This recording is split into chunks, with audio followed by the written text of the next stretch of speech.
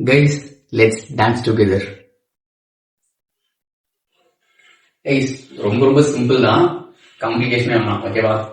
First right leg முன்னாடி ஒரு தூக்கு தூக்குறோம், லெஃப்ட் லெக் முன்னாடி ஒரு தூக்கு தூக்குறோம்.